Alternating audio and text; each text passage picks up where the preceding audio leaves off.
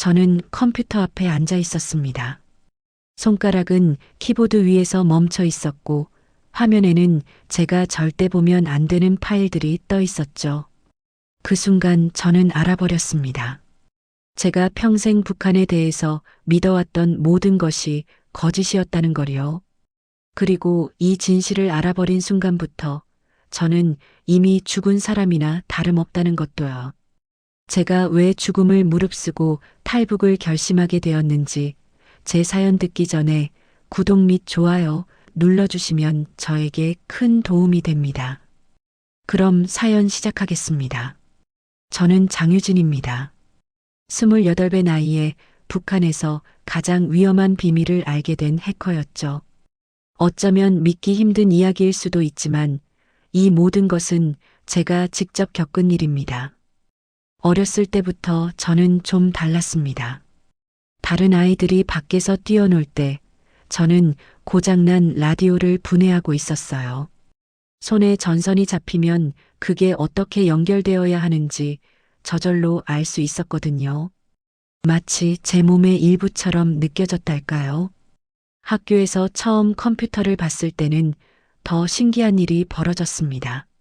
선생님이 아직 아무것도 가르쳐 주지 않았는데 저는 이미 그 기계가 어떻게 작동하는지 이해하고 있었어요. 숫자와 기호들이 제 머릿속에서 저절로 의미를 만들어냈죠. 동무, 이거 혼자서 다 한 거요? 담당 선생님이 제 옆에 서서 물었습니다. 저는 고개를 끄덕였어요. 뭐가 그리 대단한 건지 이해가 안 됐거든요. 그냥 화면에 보이는 대로 따라했을 뿐인데 선생님 얼굴에는 놀라움이 가득했습니다. 넌 특별한 재능이 있어. 조국을 위해 큰일을 할 수 있을 거야. 그때는 그 말이 칭찬인 줄만 알았습니다. 제가 뭔가 잘하는 게 있다는 게 자랑스러웠어요. 부모님도 기뻐하셨고 동네 사람들도 저를 칭찬했죠. 그런데 지금 돌이켜보면 그게 제 인생에서 가장 불행한 순간의 시작이었던 것 같습니다. 얼마 지나지 않아 당에서 사람들이 왔습니다. 회색 인민복을 입은 2명의 남자였는데 표정이 하나도 없었어요. 그들은 부모님과 한참을 이야기하더니 저를 데리고 가겠다고 했습니다. 장유진 동무는 이제 당의 특별한 교육을 받게 될 것이요. 가족의 영광이니 자랑스럽게 생각하시오. 엄마는 울었습니다. 아버지는 아무 말도 하지 않으셨지만 주먹을 꽉 쥐고 계셨어요. 저는 그때 13살이었습니다. 집을 떠나면서 뒤를 돌아봤을 때 엄마가 손을 흔들고 계셨죠. 그게 부모님을 본 마지막이었습니다. 그 뒤로 15년 동안 단 한 번도 만나지 못했어요. 저를 데려간 곳은 평양 외곽의 어느 시설이었습니다. 겉으로 보기엔 평범한 공장 건물 같았지만 안으로 들어가니 완전히 달랐어요. 지하로 내려가는 계단이 있었고 그 아래에는 수십 대의 컴퓨터가 줄지어 있었습니다. 처음 보는 장비들이 가득했죠. 제 눈이 휘둥그레졌던 기억이 납니다. 여기가 121호 부대다. 넌 앞으로 이곳에서 생활하게 될 것이다. 그렇게 말한 사람은 김지도원이었습니다. 50대쯤 되어 보이는 남자였는데 눈빛이 날카로웠어요.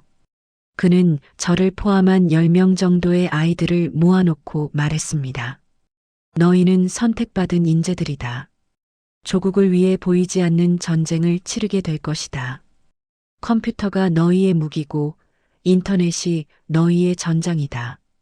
처음엔 무슨 말인지 잘 이해가 안 됐습니다. 하지만 곧 알게 됐죠. 우리는 해커가 되기 위한 훈련을 받는 거였어요. 아침 5시에 일어나서 밤 11시까지 컴퓨터 앞에 앉아 있었습니다. 프로그래밍 언어를 배우고 네트워크 구조를 익히고 보안 시스템을 뚫는 법을 연습했죠. 밥은 하루 2끼였고 잠은 5시간만 잘 수 있었습니다. 그것도 과제를 다 끝냈을 때만이었어요. 유진아, 이 암호 체계를 풀어봐라. 교관이 화면을 가리키며 말했습니다. 다른 아이들은 머리를 싸매고 있었지만 저는 금방 패턴을 찾아냈어요. 손가락이 저절로 움직였고 몇 분 만에 암호가 풀렸습니다. 역시 천재는 다르구나. 교관이 만족스러운 표정을 지었습니다. 그 칭찬이 기뻤지만 동시에 무거운 느낌도 들었어요. 제가 잘할수록 더 어려운 과제가 주어졌고 더 깊은 곳으로 끌려 들어가는 기분이었거든요. 다른 아이들 눈빛도 달라졌습니다. 질투와 경계가 섞인 그런 눈빛이었죠. 훈련은 가혹했습니다. 과제를 못 풀면 밥을 못 먹었고 실수를 하면 벌을 받았죠. 어느 날은 동료 하나가 외부 인터넷에 접속하려다 걸렸습니다. 그 아이는 그날 밤 끌려갔고 다시는 돌아오지 못했어요. 우리는 그 아이 이름조차 입에 올리지 못했습니다. 다음 날 아침 그 아이가 앉았던 자리에는 다른 아이가 앉아 있었습니다. 마치 처음부터 없었던 사람처럼요. 기억해라. 너희가 보는 모든 것, 너희가 아는 모든 것은 국가 기밀이다. 입을 열면 너희뿐만 아니라 가족도 위험해진다. 김지도원의 경고는 분명했습니다. 저는 그때부터 말을 아끼게 됐어요. 다른 아이들과도 필요한 말만 했죠. 믿을 수 있는 사람은 아무도 없었습니다. 밤에 잘 때도 누가 제 말을 듣고 있는 건 아닌가 불안했어요. 실제로 방마다 감시 카메라가 설치되어 있었으니까요. 그렇게 5년이 흘렀습니다. 저는 18비 됐고 121호 부대에서도 손꼽히는 실력자가 됐죠. 처음 들어왔을 때 10명이었던 아이들은 이제 5명밖에 남지 않았습니다. 나머지는 실력이 부족하다는 이유로 다른 곳으로 보내졌어요. 그들이 어디로 갔는지는 아무도 몰랐습니다. 드디어 저는 실전 임무를 받게 됐습니다. 유진 동무, 이제부터 진짜 일을 하게 될 것이다. 김지도원이 저를 불러 말했습니다. 그의 뒤로 새로운 얼굴이 보였어요. 더 높은 직급의 누군가였죠. 금태 안경을 쓴 40대쯤 되는 남자였는데 김지도원도 그 앞에서는 고개를 숙였습니다. 남조선의 은행 시스템에 침투해서 정보를 빼내는 임무다. 내 실력이면 충분히 할 수 있을 것이다. 이건 단순한 훈련이 아니야. 진짜 조국을 위한 일이지. 그렇게 저는 처음으로 진짜 해킹을 시작했습니다. 나만의 은행 서버를 뚫고 계좌 정보를 빼내고 때로는 돈을 이체시키기도 했어요. 제 손가락이 키보드를 두드릴 때마다 누군가의 돈이 사라지고 어딘가의 컴퓨터가 마비됐습니다. 처음엔 게임처럼 느껴졌습니다. 복잡한 퍼즐을 푸는 것 같았고 성공했을 때는 성취감도 들었어요. 하지만 시간이 지날수록 뭔가 이상하다는 생각이 들기 시작했습니다. 제가 훔친 돈은 수백억 원이 넘었는데 부대 안에서 우리가 먹는 밥은 여전히 옥수수밥이었고 겨울이 되면 난방도 제대로 안 됐어요. 조국을 위한 일이라고 했는데 왜 우리 인민들은 여전히 굶주리고 있는 걸까요? 이 돈은 어디로 가는 거죠?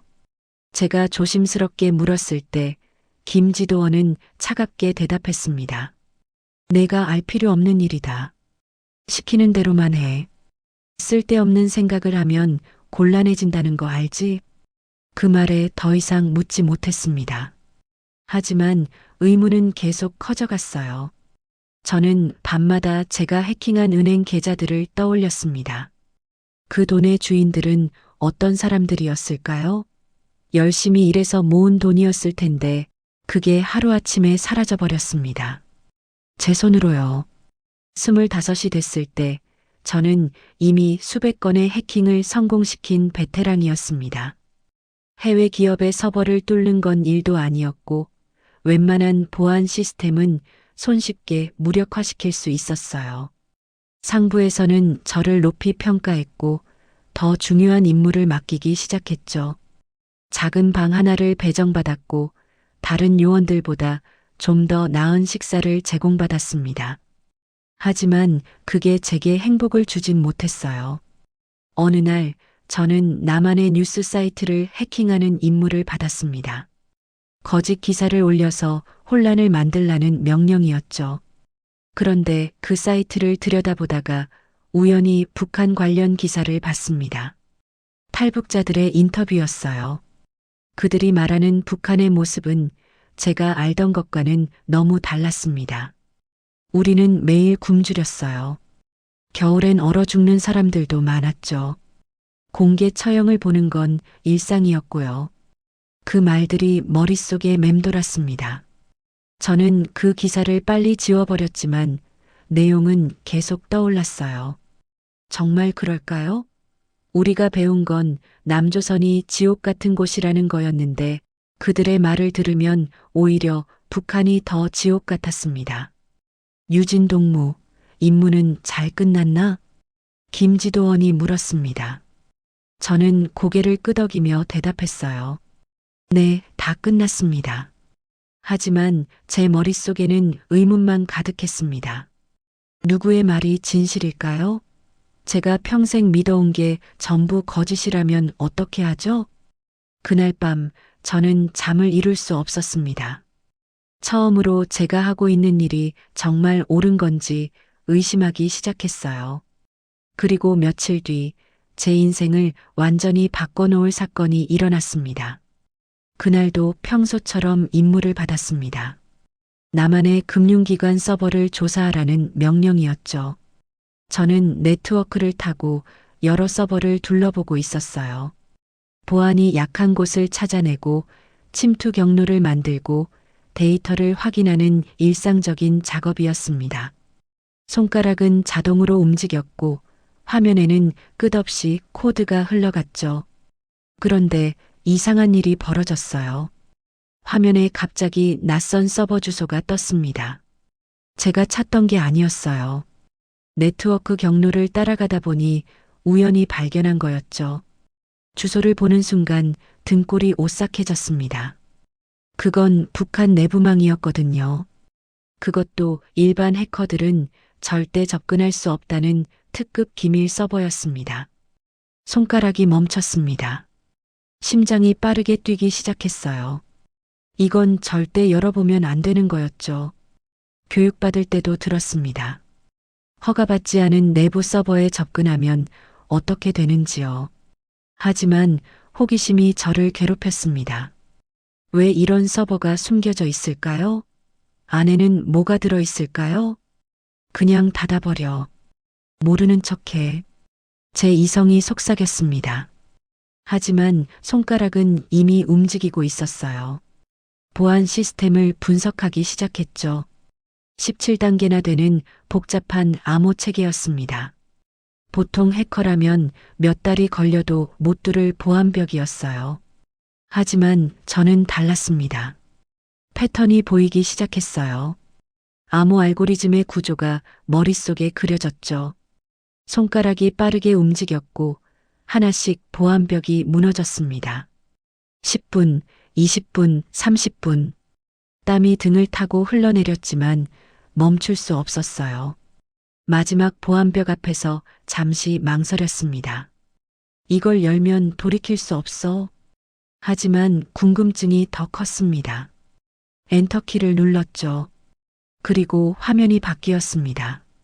접속 성공. 서버 안으로 들어간 거예요. 그 순간 제가 본 것들은 평생 잊을 수 없을 겁니다. 첫 번째로 눈에 들어온 건 위성 사진이었습니다. 산속 어딘가에 있는 거대한 시설물이었어요. 설명을 읽어보니 정치범 수용소라고 적혀 있었습니다. 사진 속에는 수많은 사람들이 보였죠. 뼈만 앙상하게 남은 사람들이 밭에서 일하고 있었어요. 아이들도 보였습니다. 제 또래였을 때의 모습 같았죠. 이게 뭐지? 저는 다른 파일을 열었습니다. 강제 노역자 명단이 나왔어요. 이름, 나이, 제목이 적혀 있었습니다. 스크롤을 내려보니 끝이 없었죠.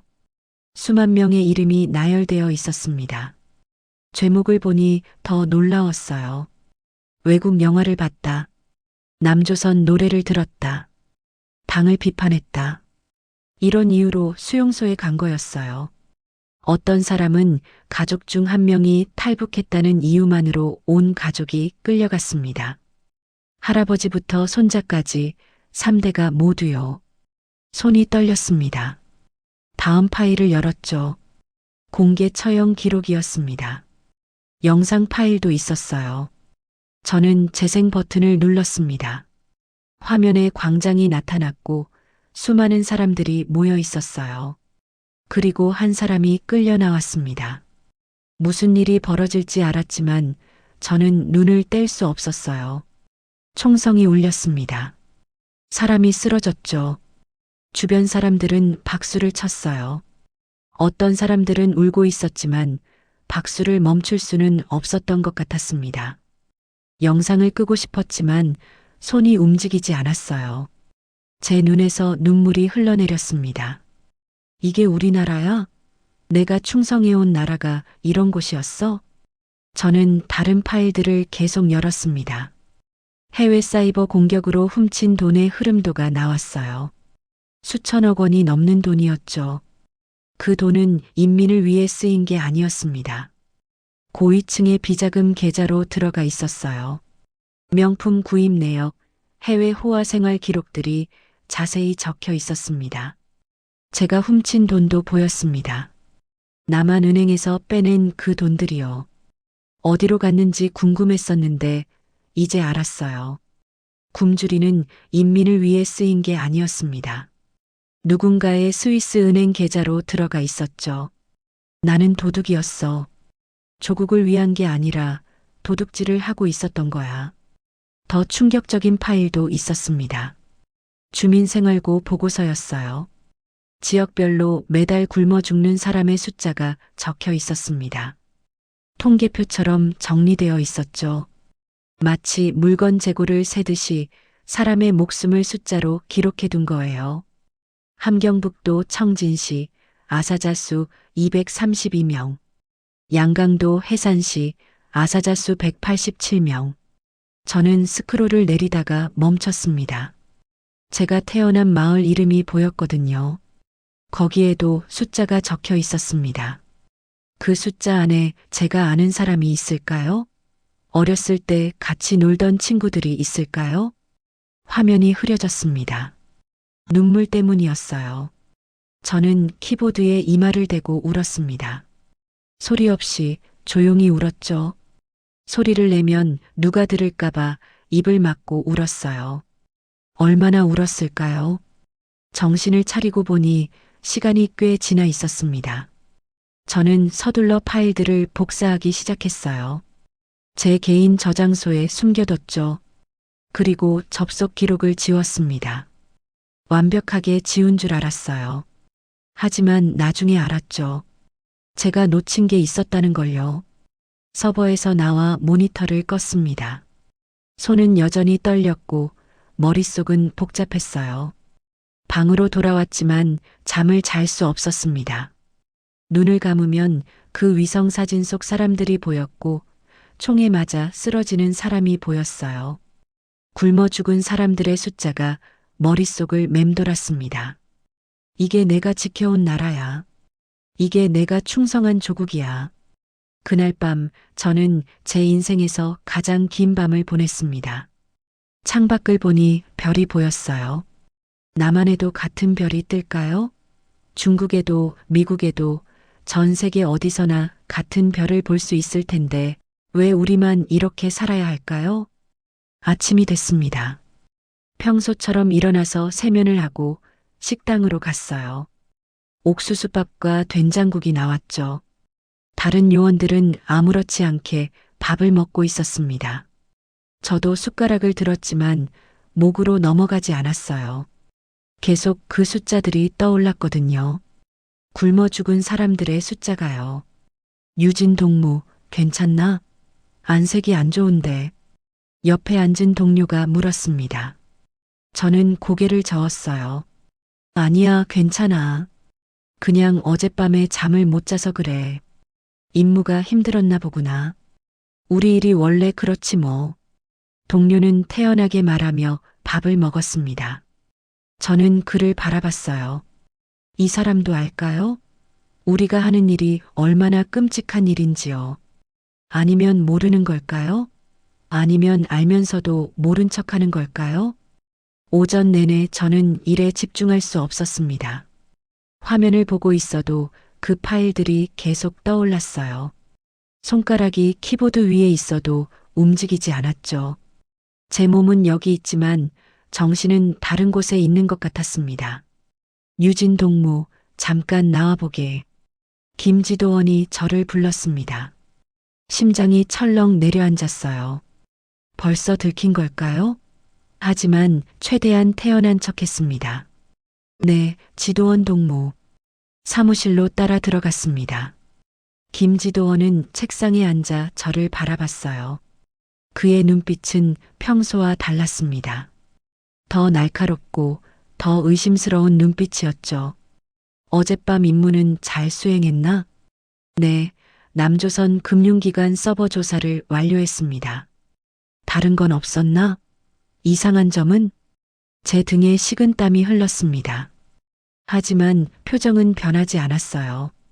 없었습니다. 평소처럼 임무를 수행했을 뿐입니다. 김지도원은 한참 저를 바라봤습니다. 그리고 천천히 고개를 끄덕였죠. 그래, 알았네. 가봐도 좋아. 방을 나왔지만 불안감은 사라지지 않았습니다. 뭔가 잘못됐어요. 김지도원의 눈빛이 평소와 달랐습니다. 혹시 제가 그 서버에 접속한 걸 알아챈 걸까요? 그날 저녁 방으로 돌아와 문을 열었을 때 이상한 느낌이 들었습니다. 뭔가 달랐어요. 물건들의 위치가 미묘하게 바뀌어 있었죠. 책상 위 노트의 각도가 달랐고 서랍이 완전히 닫히지 않았습니다. 누군가 제 방을 뒤진 거예요. 손이 다시 떨리기 시작했습니다. 저는 알아버렸어요. 제가 이미 의심받고 있다는 걸요. 그리고 이런 경우의 결말은 단 하나뿐이었습니다. 사라지는 것. 예전에 끌려갔던 그 아이처럼요. 그날 밤 저는 잠을 한숨도 자지 못했습니다. 침대에 누워 천장만 바라봤어요. 방 안구석에 설치된 감시 카메라의 빨간 불빛이 깜빡였죠. 저를 지켜보고 있다는 신호였습니다. 평소에는 신경 쓰지 않았는데 오늘은 그 불빛이 너무 무섭게 느껴졌어요. 어떻게 하지? 어떻게 해야 살 수 있을까?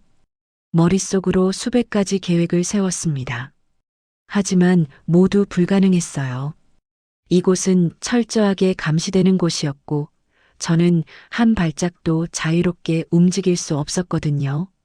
밖으로 나가려면 검문을 통과해야 했고 검문소마다 제 얼굴이 등록되어 있었습니다. 새벽 5시 기상 시간이 됐습니다. 평소처럼 세면을 하고 식당으로 갔어요. 하지만 오늘은 뭔가 달랐습니다. 다른 요원들이 저를 보는 눈빛이 이상했어요. 피하는 것 같기도 하고 조심하는 것 같기도 했죠. 유진 동무, 밥 먹어. 한 동료가 말을 걸었지만 금방 자리를 떴습니다. 평소에는 같이 앉아서 먹었는데 말이에요. 다른 사람들도 마찬가지였습니다. 제 주변에 아무도 앉지 않았어요. 식당 한쪽 끝에 혼자 앉아서 밥을 먹는데 등 뒤에서 시선이 느껴졌습니다. 이미 소문이 퍼진 거야. 내가 의심받고 있다는 소문이. 밥맛이 없었습니다. 억지로 몇 숟가락 떠먹고 자리에서 일어났어요. 작업실로 향하는데 복도에서 김지도원과 마주쳤습니다. 그는 저를 보더니 차갑게 웃었어요. 오늘도 열심히 일하게, 유진 동무. 네, 지도원 동무. 하지만 그의 눈빛은 전혀 웃고 있지 않았습니다. 오히려 저를 분석하는 듯한, 관찰하는 듯한 눈빛이었죠. 저는 최대한 아무렇지 않은 척하며 작업실로 들어갔습니다. 컴퓨터 앞에 앉았어요. 오늘 임무는 나만의 어느 기업 서버를 해킹하는 거였습니다. 손가락을 키보드 위에 올렸지만 움직이지 않았어요. 머릿속은 온통 다른 생각뿐이었죠. 로그가 남아있을 거야. 내가 아무리 지웠다고 해도 완벽하게 지울 수는 없어. 그들은 전문가들이야. 찾아낼 거야. 시간이 흐를수록 불안감은 커졌습니다. 점심시간이 됐을 때 저는 화장실에 갔어요. 거울 속 제 얼굴을 봤습니다. 창백하고 눈 밑에는 다크서클이 가득했죠. 이틀 동안 제대로 자지 못한 얼굴이었어요. 도망쳐야 해. 여기 있으면 죽어. 그 생각이 머릿속을 가득 채웠습니다. 하지만 어떡해요? 이곳은 평양 외곽에 고립된 시설이었습니다. 주변에는 철조망이 둘러져 있었고 곳곳에 감시 초소가 있었어요. 그리고 제가 나간다고 해도 갈 곳이 없었습니다. 부모님도 15년 동안 보지 못했고 친구도 없었죠. 오후가 됐을 때 이상한 일이 벌어졌습니다. 제 컴퓨터 화면에 경고 메시지가 떴어요. 시스템 점검이 있을 예정입니다. 모든 개인 저장소를 백업하십시오. 심장이 멈추는 것 같았습니다. 시스템 점검? 이건 평소에 없던 일이었어요. 그리고 개인 저장소 백업이라는 건 결국 제 저장소를 모두 검사하겠다는 뜻이었죠. 그곳에는 제가 복사해둔 그 파일들이 있었습니다. 끝났어. 이제 정말 끝났어. 손이 떨렸습니다. 키보드를 칠 수가 없었어요. 주변을 둘러봤습니다. 다른 요원들은 평소처럼 일하고 있었죠. 아무도 이상하게 생각하지 않는 것 같았어요. 하지만 저는 알았습니다. 이 시스템 점검은 저 때문에 하는 거라는 걸요. 유진 동무, 작업이 안 되나?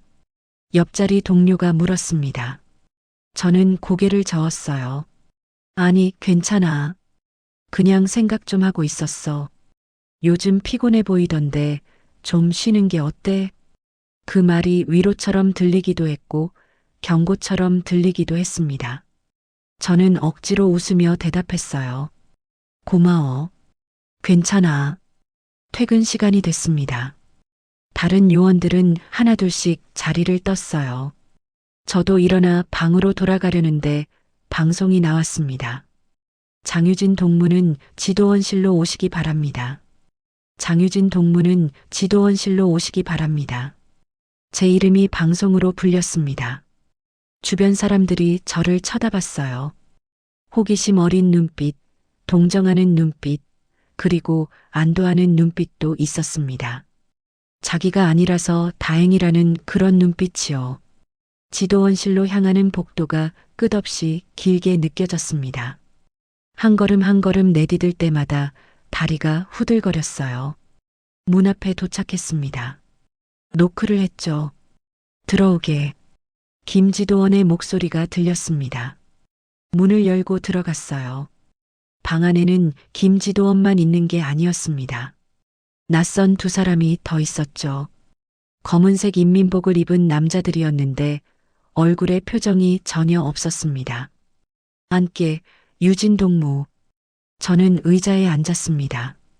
등에 식은땀이 흘렀어요. 김지도원이 서류 몇 장을 꺼내 책상 위에 놓았습니다. 유진 동무, 며칠 전 임무 수행 중에 이상한 접속 기록이 발견됐네. 이상한 접속 기록이요? 내부 기밀 서버에 무단으로 접속한 흔적이 있어. 혹시 아나? 제 심장이 미친 듯이 뛰었습니다. 하지만 표정은 최대한 평온하게 유지했어요. 저는 지시받은 임무만 수행했습니다. 내부 서버에는 접속하지 않았어요. 그래. 하지만 기록은 거짓말을 하지 않지. 김지도원이 서류를 제 앞으로 밀었습니다. 거기에는 접속 시간과 서버 주소가 적혀 있었어요. 제가 접속했던 바로 그 시간, 그 서버였습니다. 이건 내 컴퓨터에서 나온 기록이야. 설명해보게. 저는 서류를 보며 머리를 굴렸습니다. 어떻게 빠져나갈 수 있을까요? 거짓말을 해야 할까요? 아니면 실수였다고 말해야 할까요? 저는 정말 모릅니다. 혹시 해킹 도중에 실수로 잘못된 서버에 들어간 건 아닐까요? 남조선 서버를 조사하다가 경로가 꼬인 것 같습니다. 실수? 김지도원이 비웃듯이 말했습니다. 17단계 보안을 뚫는 게 실수라고? 그것도 30분 만에? 유진 동무 변명을 하려면 좀 더 그럴듯하게 해야지. 검은 인민복을 입은 남자 중 하나가 입을 열었습니다. 목소리가 너무 차갑고 낮았어요. 장유진 동무, 당신은 국가기밀을 무단으로 열람했습니다. 이것은 중대한 범죄 행위입니다. 솔직하게 말하십시오. 누구를 위해 일했습니까? 남조선입니까? 미국입니까? 아닙니다. 저는 아무를 위해서도 일하지 않았어요. 그냥 호기심이었습니다. 그냥 궁금해서. 호기심? 남자가 냉소를 지었습니다. 국가 기밀을 호기심으로 열어본다? 그리고 파일을 복사까지 했지. 그것도 호기심이었나? 제 얼굴이 창백해졌습니다. 그들은 다 알고 있었어요. 제가 파일을 복사한 것까지요. 저는 그냥 말이 나오지 않았습니다. 변명할 방법이 없었어요. 그들 앞에 놓인 증거는 명백했습니다. 장유진 동무, 당신은 내일 아침 특별조사를 받게 될 것입니다. 그때까지 격리 구금됩니다. 일어나십시오. 검은 인민복의 남자들이 다가왔습니다. 제 팔을 잡았어요. 저는 저항하지 않았습니다. 저항한들 소용없다는 걸 알았으니까요. 복도로 끌려 나왔습니다. 다른 요원들이 저를 봤어요. 모두 고개를 숙였습니다. 아무도 저를 쳐다보지 않았죠. 지하로 내려가는 계단이 나타났습니다. 평소에는 절대 갈 수 없는 곳이었어요. 여기가 어디죠? 말하지 말고 걸어. 차갑고 습한 공기가 느껴졌습니다. 지하 깊숙한 곳까지 내려갔어요. 좁은 복도 양쪽으로 철문들이 보였습니다. 하나의 문이 열렸고 저는 안으로 밀려 들어갔습니다. 내일 아침까지 여기 있어라. 그리고 생각해봐. 솔직하게 말하면 살 수도 있어. 문이 닫혔습니다. 철컥 자물쇠 소리가 들렸어요. 방 안은 아주 좁았습니다. 침대도 없었고 화장실도 없었어요. 그냥 차가운 콘크리트 바닥뿐이었죠. 저는 구석에 쪼그리고 앉았습니다. 무릎을 끌어안고 벽에 등을 기댔어요. 어둠 속에서 저는 제 인생을 되돌아봤습니다. 13살 때 집을 떠났고 15년 동안 해커로 살았죠. 그동안 무엇을 했을까요? 조국을 위한다는 명목으로 범죄를 저질렀습니다. 그리고 이제 그 대가를 치르게 된 거예요. 하지만 난 진실을 알았어. 그들이 숨기고 싶어하는 진실을 봤어. 그 생각이 조금의 위안이 됐습니다. 적어도 저는 거짓 속에서 죽지 않을 거예요. 진실을 알고 죽는 거니까요. 하지만 동시에 분노도 느껴졌습니다. 이대로 죽을 순 없어. 이렇게 끝날 순 없어. 저는 천천히 일어났습니다. 어둠 속에서 방 안을 더듬었어요. 탈출할 방법은 없을까요? 하지만 문은 철문이었고 창문도 없었습니다. 완벽한 감옥이었죠. 시간이 얼마나 지났을까요? 밤인지 낮인지도 알 수 없었습니다. 그때 문 밖에서 소리가 들렸어요. 발소리였습니다. 여러 명이 다가오고 있었죠. 저는 긴장했습니다. 벌써 조사가 시작되는 걸까요? 문이 열렸습니다. 불빛이 들어와 눈이 부셨어요. 검은 인민복의 남자들이 서 있었습니다. 나와. 시간이다. 저는 비틀거리며 일어났습니다. 다리에 힘이 없었어요. 그들을 따라 복도로 나왔습니다. 어디로 가는 걸까요? 조사실로? 아니면 다른 곳으로?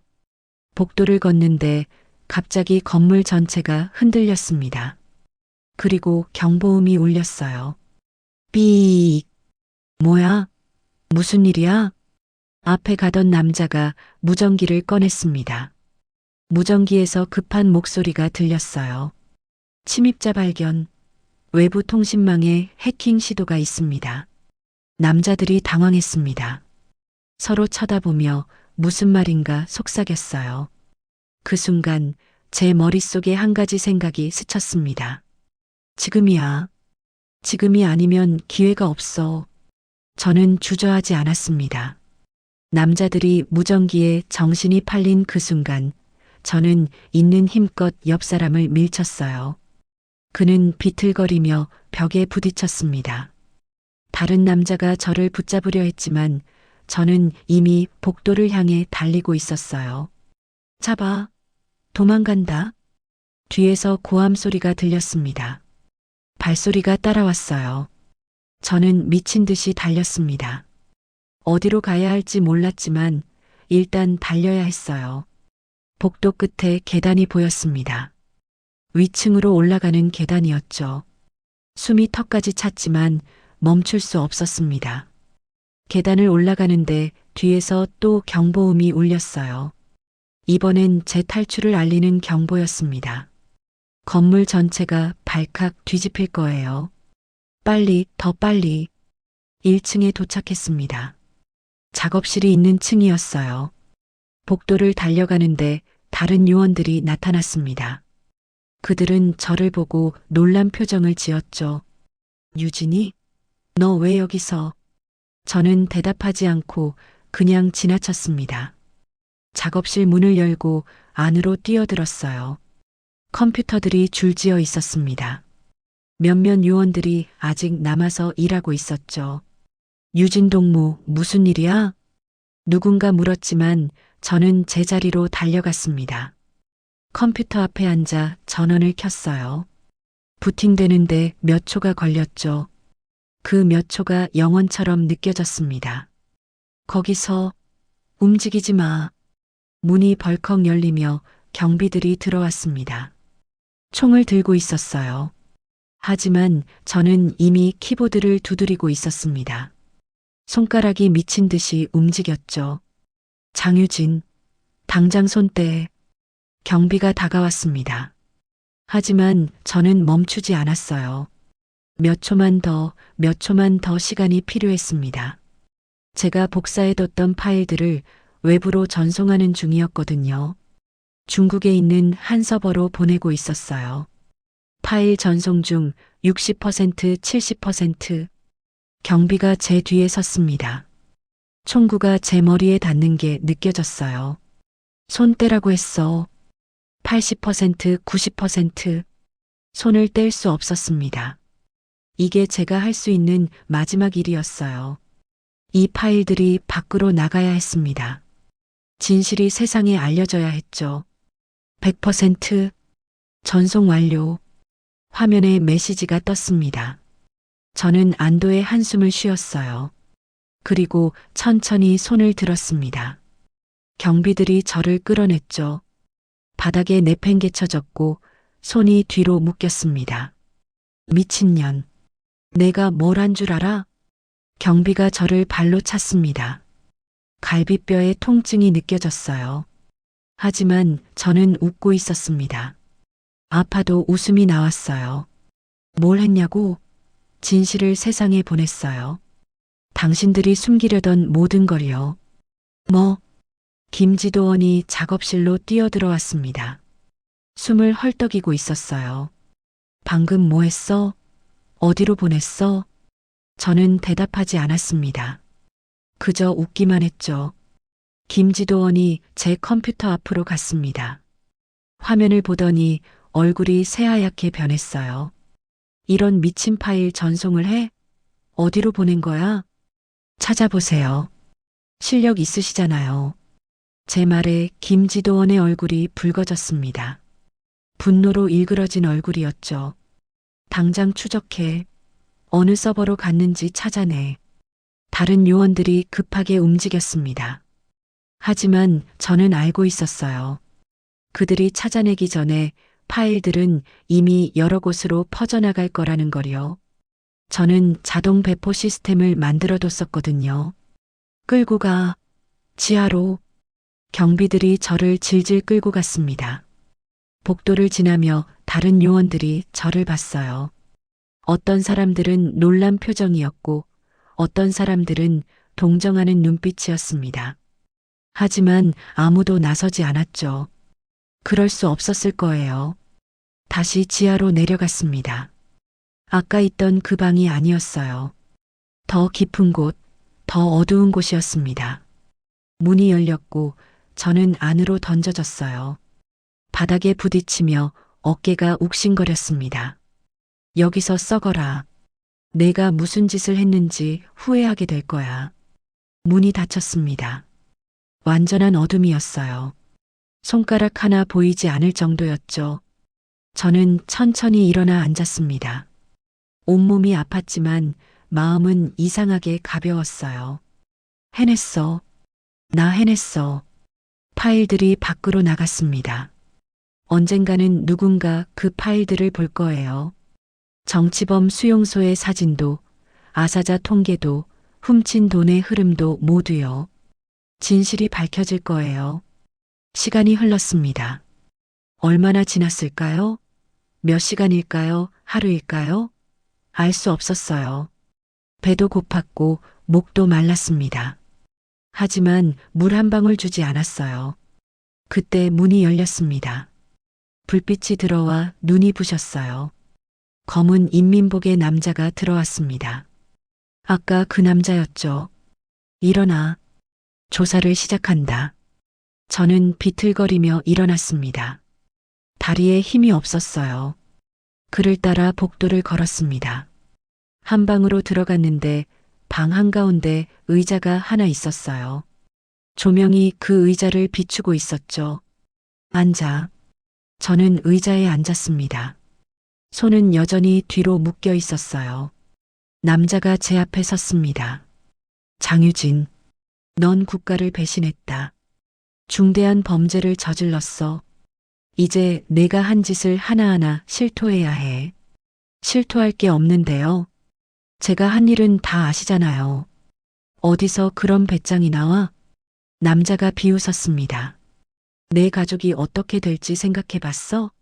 내 부모는 아직 살아있어. 내가 이러면 그들도 무사하지 못해. 제 심장이 철렁 내려앉았습니다. 부모님, 15년 동안 보지 못한 부모님이요. 저 때문에 부모님이 위험해질 수 있다는 생각은 하지 못했어요. 부모님은 아무 잘못이 없어요. 저 혼자 한 일이에요. 그게 통할 것 같아? 여기선 연좌제가 있어. 내가 죄를 지으면 가족도 함께 벌을 받아. 눈물이 날 것 같았습니다. 하지만 참았어요. 눈물을 보이면 안 됐습니다. 제발 부모님은 건드리지 마세요. 제가 뭐든 할게요. 뭐든 한다고? 그럼 내가 보낸 파일들을 회수하는 방법을 알려줘. 저는 고개를 저었습니다. 그건 못해요. 이미 퍼졌을 거예요. 회수할 수 없어요. 남자의 표정이 일그러졌습니다. 그는 갑자기 제 뺨을 때렸어요. 따끔한 통증이 느껴졌죠. 거짓말하지 마. 방법이 있을 거야. 정말 없어요. 저도 어떻게 할 수 없어요. 또 뺨을 맞았습니다. 이번엔 더 세게요. 입안에서 피맛이 났습니다. 끝까지 버틸 거야? 좋아. 내가 원하는 대로 해주지. 남자가 방을 나갔습니다. 저는 혼자 남았어요. 뺨이 화끈거렸고 입술이 부었습니다. 하지만 이건 시작에 불과할 거예요. 앞으로 더한 고통이 기다리고 있을 테니까요. 하지만 저는 후회하지 않았습니다. 제가 한 일이 옳았다고 생각했어요. 비록 부모님께 죄송하지만 이게 제가 할 수 있는 최선이었습니다. 시간이 또 흘렀습니다. 얼마나 지났을까요? 문이 다시 열렸어요. 이번엔 김지도원이 들어왔습니다. 유진아. 그가 처음으로 제 이름을 반말로 불렀습니다. 목소리에 피로가 묻어났어요. 왜 이랬니? 넌 총망받는 요원이었어. 앞날이 밝았다고. 왜 이런 짓을 한 거야? 저는 그를 똑바로 쳐다봤습니다. 지도원 동무는 아세요? 우리가 뭘 하고 있는지요? 우리는 조국을 위해 일하고 있어. 아니요. 우리는 도둑질을 하고 있어요. 죄 없는 사람들의 돈을 훔치고 거짓말을 퍼뜨리고 범죄를 저지르고 있어요. 그게 조국을 위한 일인가요? 김지도원은 대답하지 않았습니다. 잠시 침묵이 흘렀어요. 넌 너무 많이 알아버렸어.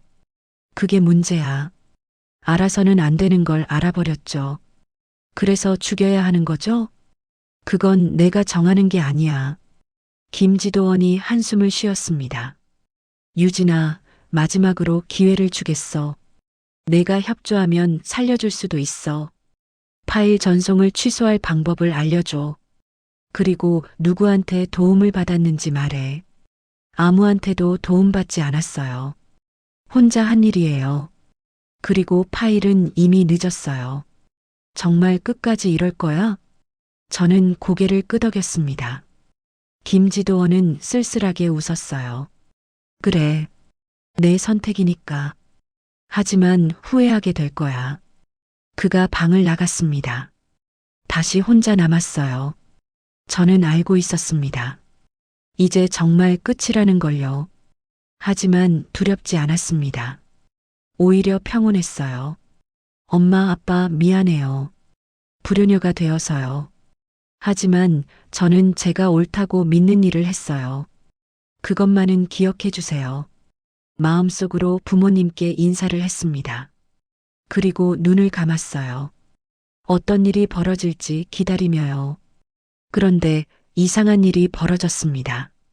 다음 날 아침 문이 열렸을 때 들어온 사람은 김지도원이었어요. 그의 얼굴은 창백했고 눈 밑에 다크서클이 가득했습니다. 유진아, 일어나. 저는 천천히 일어났습니다. 온몸이 뻐근했어요. 김지도원이 제 손의 밧줄을 풀어줬습니다. 손목에 깊은 자국이 남아 있었죠. 따라와. 조용히.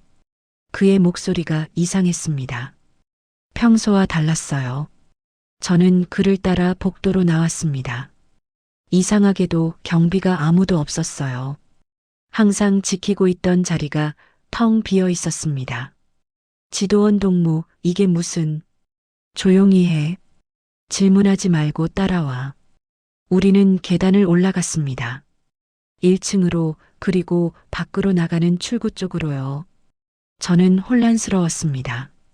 이게 무슨 상황이죠? 함정인가요? 아니면 다른 곳으로 이송하는 건가요? 밖으로 나왔습니다. 새벽 공기가 차가웠어요. 하늘은 아직 어두웠고 별들이 반짝이고 있었습니다. 주차장에 차 한 대가 서 있었어요.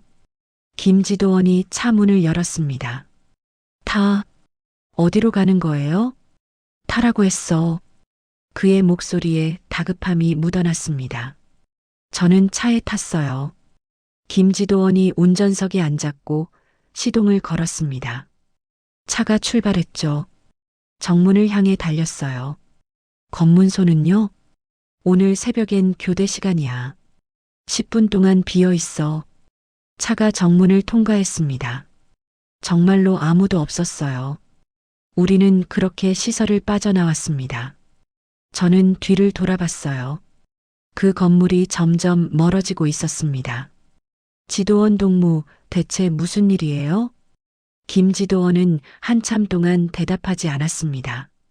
차는 평양 시내로 들어가고 있었어요. 새벽이라 거리는 조용했습니다. 나도 알아버렸어. 뭐요? 내가 본 그 파일들 말이야. 상부에서 조사하면서 나도 보게 됐어. 그리고 알았지.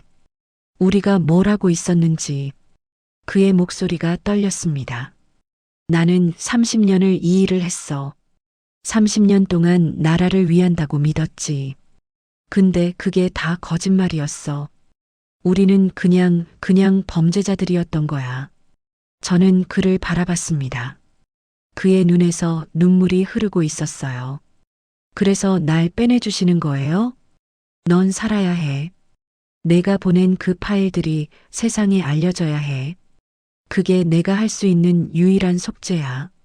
차가 평양 외곽으로 빠져나갔습니다. 점점 건물들이 사라지고 농촌 지역이 나타났어요. 여기서 내려. 북쪽으로 계속 가. 두만강까지 200km야. 중국으로 넘어가. 혼자서 어떻게? 김지도원이 가방 하나를 건넸습니다. 여기 돈이 좀 있어. 그리고 지도 나침반. 이걸로 길을 찾아. 사람들 눈에 띄지 마. 낮엔 숨고 밤에만 움직여. 저는 가방을 받았습니다. 믿기지 않았어요. 지도원 동무는요? 이러시면 나는 상관없어. 어차피 난 늙었어. 하지만 넌 달라. 넌 젊고 진실을 알고 있어. 살아서 세상에 알려야 해. 그가 제 어깨를 잡았습니다. 유진아, 미안했어. 널 이런 삶으로 끌어들인 것. 내 인생을 망친 것. 아니에요. 지도원 동무 잘못이 아니에요. 더 늦기 전에 저는 차에서 내렸습니다. 김지도원이 창문을 내리고 마지막으로 말했어요. 살아남아. 꼭 살아남아서 진실을 알려. 차가 돌아서 사라졌습니다. 저는 홀로 새벽길에 서 있었어요. 가방을 메고 북쪽을 바라봤습니다. 200km 걸어서 가야 하는 거리였죠. 저는 걷기 시작했습니다. 해가 뜨기 전에 최대한 멀리 가야 했어요. 길을 따라 걸으면 안 됐습니다. 검문소가 있을 테니까요. 저는 산으로 들어갔어요. 숲속으로요. 나무들 사이를 헤쳐가며 걸었습니다. 가시덤불이 옷을 찢고 살을 긁었어요. 하지만 멈출 수 없었습니다. 계속 걸어야 했죠. 해가 떠올랐을 때 저는 산 중턱에 있었습니다. 작은 동굴을 찾아 그 안에 숨었어요. 가방을 열었습니다. 돈이 좀 있었고 빵 몇 개, 물병이 있었어요. 지도를 펼쳤습니다. 제가 있는 위치를 가늠해 봤죠. 두만강까지는 아직 멀었습니다. 이틀은 걸리겠어. 아니, 사흘 걸릴 수도 있어. 물을 한 모금 마셨습니다. 빵을 조금 먹었어요. 배가 고팠지만 아껴 먹어야 했습니다. 언제 다시 음식을 구할 수 있을지 모르니까요. 낮 동안 저는 동굴에 숨어 있었습니다. 가끔 멀리서 헬리콥터 소리가 들렸어요. 저를 찾고 있는 거겠죠. 심장이 두근거렸지만 움직이지 않았습니다. 그저 어둠 속에 숨어 있었어요. 밤이 됐을 때 다시 걷기 시작했습니다. 나침반을 보며 북쪽으로 향했어요. 달빛이 길을 비춰줬습니다. 험한 산길을 걸으며 수없이 넘어졌죠. 손과 무릎에서 피가 났지만 계속 걸었습니다. 이틀째 되는 날, 저는 작은 마을을 지나가야 했습니다. 멀리 돌아가려니 너무 시간이 오래 걸렸어요. 저는 조심스럽게 마을 근처로 다가갔습니다. 새벽 4시쯤이었죠. 모두 자고 있을 시간이었어요. 마을을 지나가는데 개 짖는 소리가 들렸습니다. 제 심장이 멎는 줄 알았어요. 개가 계속 짖었고 곧 불빛이 켜졌습니다. 누군가 나온 거예요. 누구야? 남자 목소리가 들렸습니다. 저는 숨을 죽이고 어둠 속에 숨었어요. 남자가 손전등을 들고 주변을 비췄습니다. 빛이 제가 있는 곳을 스쳤죠. 이상하네. 뭐가 있는 것 같은데. 남자가 가까이 다가왔습니다. 저는 땅에 엎드려 숨을 참았어요. 그의 발소리가 점점 가까워졌습니다. 이제 불과 몇 미터 거리였어요. 그때 다른 곳에서 소리가 났습니다. 뭔가 부딪히는 소리였죠. 남자가 그쪽으로 손전등을 돌렸어요. 거기 누구야? 그가 그쪽으로 걸어갔습니다. 저는 재빨리 일어나 반대쪽으로 뛰었어요. 마을을 벗어나 다시 산으로 들어갔습니다.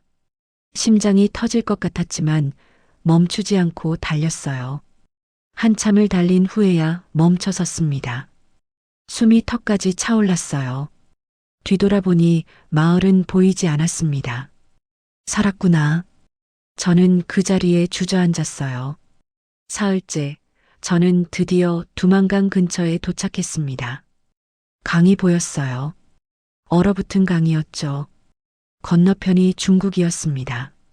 자유가 있는 곳이었어요. 하지만 문제가 있었습니다. 국경 초소가 보였어요. 군인들이 순찰을 돌고 있었습니다. 어떻게 지나갈 수 있을까요? 저는 하루 종일 초소를 관찰했습니다. 군인들의 순찰 패턴을 파악했어요. 1시간마다 교대를 했고, 교대할 때 10분 정도 빈틈이 생겼습니다. 그 10분이 제가 건널 수 있는 유일한 기회였어요. 밤이 됐습니다. 저는 교대 시간을 기다렸어요. 손에 시계가 없어서 마음속으로 숫자를 세었습니다. 군인들이 초소로 들어갔어요. 세조가 나오기까지 시간이 조금 있었죠. 지금이야. 저는 뛰기 시작했습니다. 강을 향해 미친 듯이 달렸어요. 발이 얼음 위에 닿았습니다. 미끄러웠지만 계속 달렸죠. 10m, 20m, 30m. 거기서 뒤에서 고함 소리가 들렸습니다. 발각된 거예요. 저는 더 빨리 달렸습니다. 총소리가 울렸어요. 총알이 제 옆 얼음을 깼습니다. 멈춰. 멈추지 않으면 쏜다. 하지만 저는 멈추지 않았습니다. 계속 달렸어요. 또 총소리. 이번엔 제 팔을 스쳤습니다. 뜨거운 통증이 느껴졌지만 계속 달렸죠. 강 한가운데쯤 왔을 때 얼음이 갈라지는 소리가 들렸습니다. 발밑 얼음에 금이 갔어요. 물이 스며 올라왔습니다. 아냐, 제발. 저는 더욱 조심스럽게 발을 옮겼습니다. 하지만 얼음은 계속 갈라졌어요. 그리고 마침내 무너졌습니다.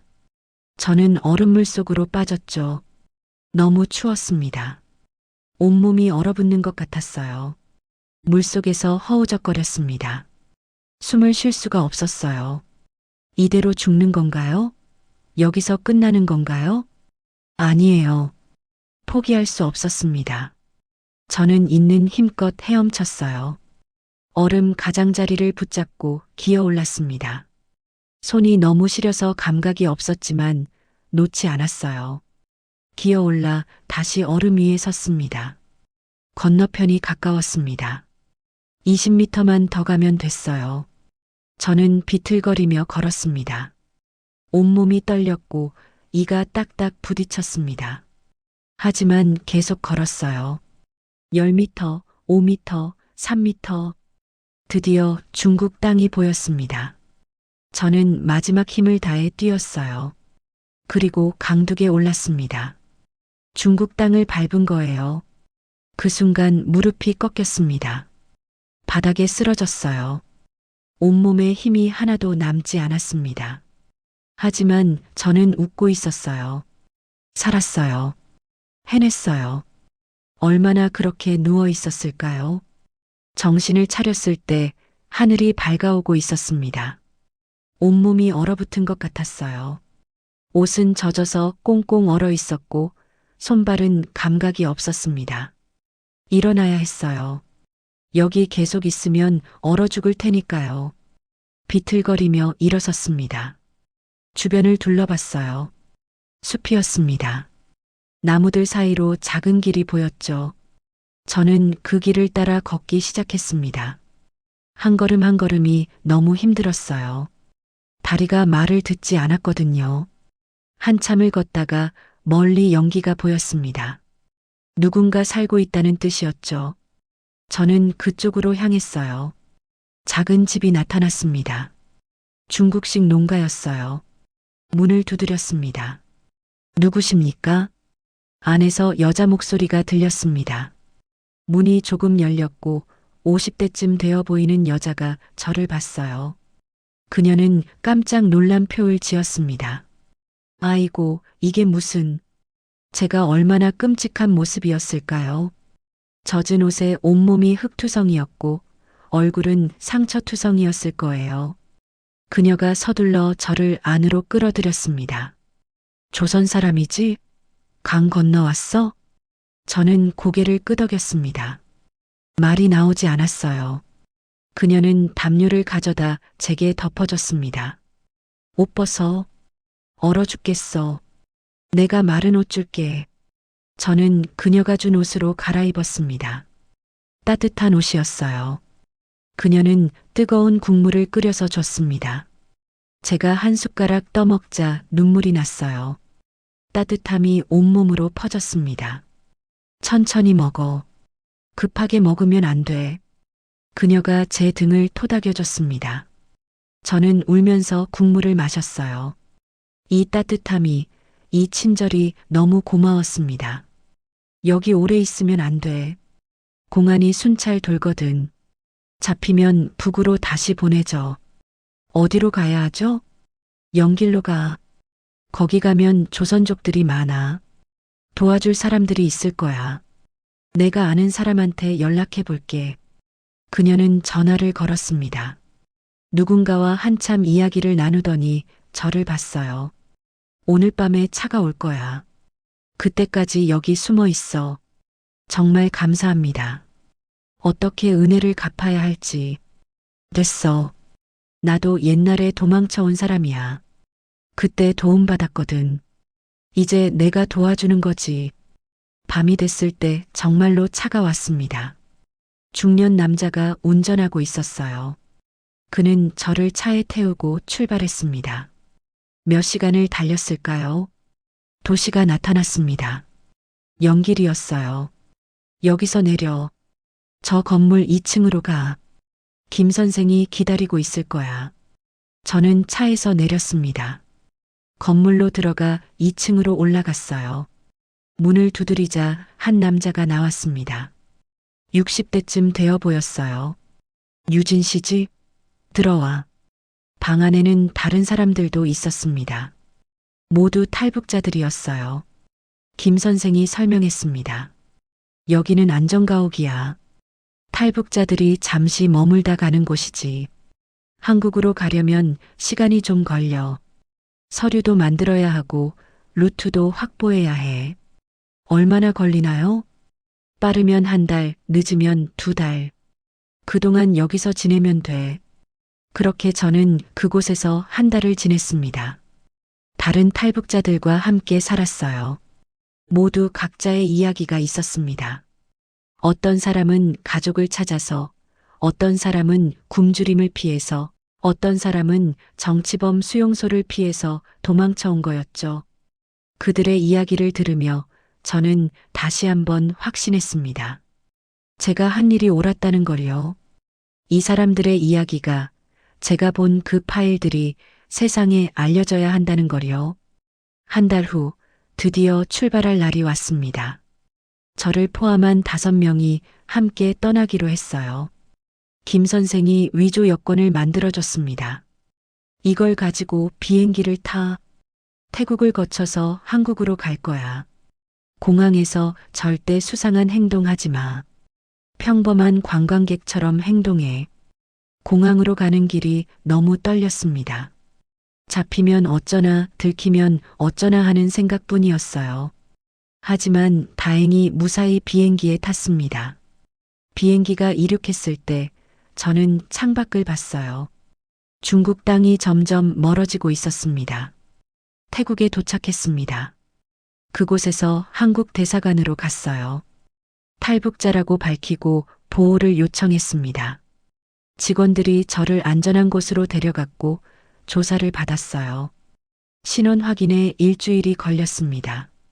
그리고 마침내 한국행 비행기에 올랐습니다. 비행기 안에서 저는 계속 울었어요. 정말로 자유를 얻은 거였습니다. 더 이상 감시받지 않아도 되고 두려워하지 않아도 되고 숨지 않아도 되는 곳으로 가는 거였어요. 인천공항에 도착했을 때의 그 느낌을 어떻게 표현할 수 있을까요? 저는 한국 땅을 밟았습니다. 자유의 땅을요. 눈물이 멈추지 않았어요. 이게 꿈인가 싶었습니다. 한국에서의 첫 몇 달은 혼란스러웠습니다. 국정원에서 조사를 받았어요.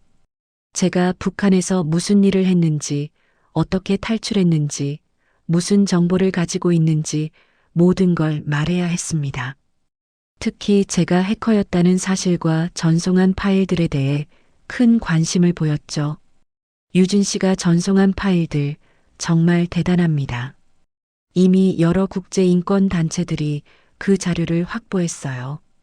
담당관이 말했습니다. 저는 안도의 한숨을 쉬었어요. 제가 목숨 걸고 보낸 그 파일들이 세상에 알려진 거였습니다. 덕분에 북한의 실상이 많이 드러났습니다. 정치범 수용소의 위성사진, 강제 노역 명단, 공개 처형 기록, 이 모든 게 국제사회에 공개됐어요. 유엔 인권위원회에서도 주목하고 있습니다. 그럼 수용소에 있던 사람들은요? 그들은 구출됐나요? 제가 간절히 물었습니다. 담당관이 안타까운 표정을 지었어요. 아직은 어렵습니다. 북한이 쉽게 변하진 않을 테니까요. 하지만 국제적인 압박이 점점 커지고 있어요. 유진 씨가 보낸 자료가 큰 역할을 하고 있습니다. 언젠가는 변화가 올 겁니다.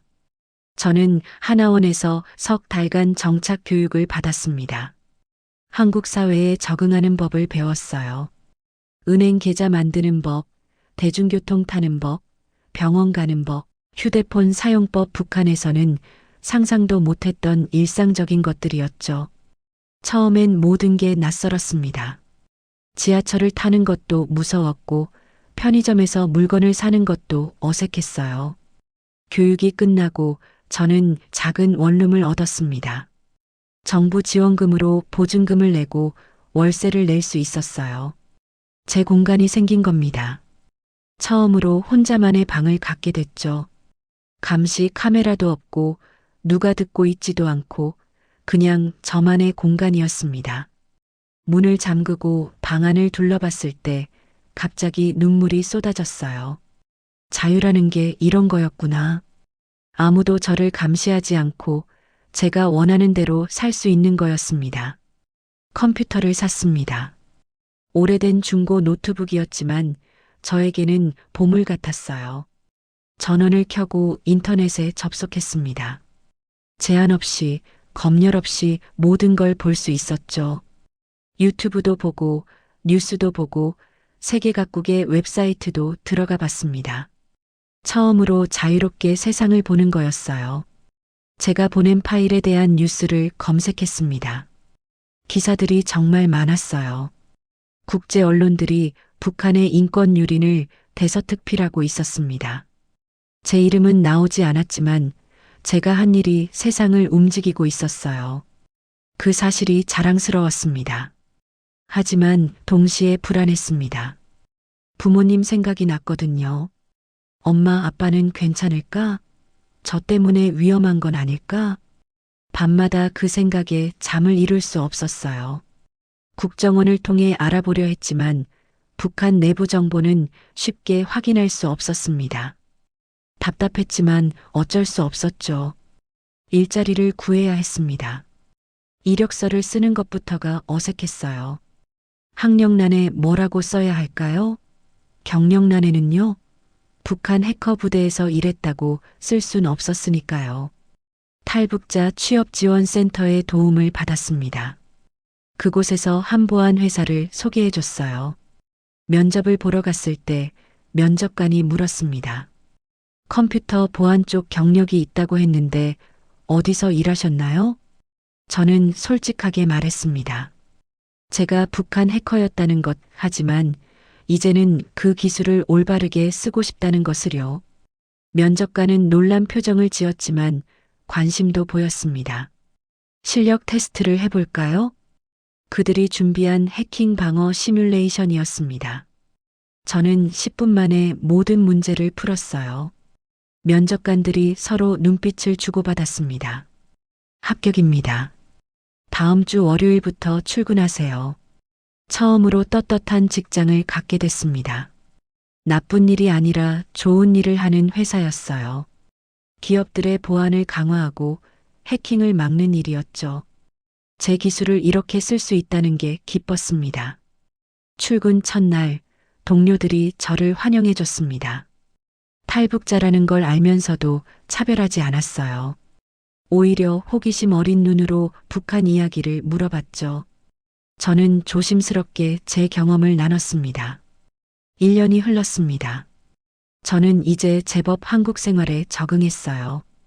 회사에서 인정받고 친구도 생기고 주말엔 카페에서 책을 읽거나 영화를 봤습니다. 평범한 일상이었지만 저에게는 꿈 같은 삶이었어요. 하지만 가끔 악몽을 꿨습니다. 121호 부대로 다시 끌려가는 꿈, 두만강에서 총을 맞는 꿈, 지하 감옥에 갇히는 꿈이었죠. 깨어나면 온몸이 땀으로 젖어 있었어요. 트라우마는 쉽게 사라지지 않았습니다. 어느 날 한 방송국 기자가 저를 찾아왔습니다. 국정원을 통해 연락이 온 거였어요. 유진 씨 이야기를 다큐멘터리로 만들고 싶습니다. 북한 해커의 삶과 탈출 이야기를요. 많은 사람들이 알아야 할 진실이라고 생각합니다. 저는 고민했습니다. 제 이야기를 공개하면 위험할 수도 있었어요. 북한에서 저를 찾으려 할 테니까요. 하지만 동시에 생각했죠.